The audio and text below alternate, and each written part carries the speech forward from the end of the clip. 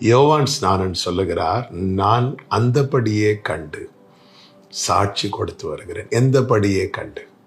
இந்த யோவான் வனாந்திரத்திலே காத்திருக்கிறான். காத்திருக்கிற யோவானுக்கு கர்த்தருடைய வார்த்தை உண்டாகிறது.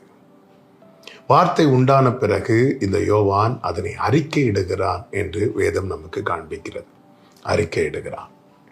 இயேசு கிறிஸ்துவை குறித்து பேசிக்கொண்டே இருக்கிறான். பரிசுத்த ஆவியானவர் அவனுக்கு சொல்லி இருக்கிறார். அவர் யார் மேல் இறங்குகிறாரோ அவரே என்று சொல்லி இருக்கிறார். ஆவியானவருடைய சத்தத்தை கேட்டு அதை அறிக்கை பண்ணி வாழ்ந்து கொண்டிருக்கிறான். அவன் கேட்டது, அவன் அறிக்கை பண்ணினது, அவன் கண்கள் கர்த்தர் காணும்படி செய்தார். அதை கண்டவன் இப்பொழுது சொல்லுகிறான், அந்தபடியே நான் கண்டு எதை கேட்டேனோ, எப்படி கேட்டேனோ அப்படியே நான் கண்டு சாட்சி கொடுத்து வருகிறேன் என்று சொல்லுகிறார்.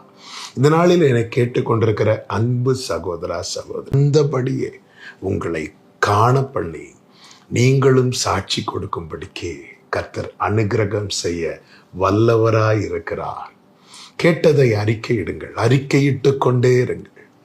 காத்திருக்கும் காலம் உங்க வாழ்க்கையில கர்த்தர் அனுமதித்தது உண்டானால் சாட்சி கூறும் காலத்தையும் கர்த்தர் வைத்திருக்கிறார். இது கேட்கும் போதே ஆமேன் என்று சொல்லி தேவனை மகிமைப்படுத்துங்கள். உங்களை கர்த்தர் வார்த்தையை கேட்க பண்ணி காத்திருக்க வைத்திருப்பது உண்மையானால் உங்க வாழ்க்கையில நீங்கள் கேட்டதை அவரே காணும்படியும் செய்து சாட்சி சொல்லவும் வைப்பார். இன்று காத்திருக்கிறேன், நாளைக்கு சாட்சி சொல்லுவேன். இந்த நம்பிக்கையிலே காத்திருங்கள். நீங்கள் காத்திருக்கும் காலம் எவ்வளவோ அப்படியே சாட்சி கூறும் காலமும் வரப்போகிறது. ஹல்லேலூயா. கர்த்தர் அப்படியே உங்களுக்கு செய்வாராக என்று மனதார உங்களை வாழ்த்துகிறேன். காத்திருக்கிறவர்களே, தளர்ந்து போகாதிருங்கள். சாட்சி சொல்வதற்கு ரெடியாகுங்க.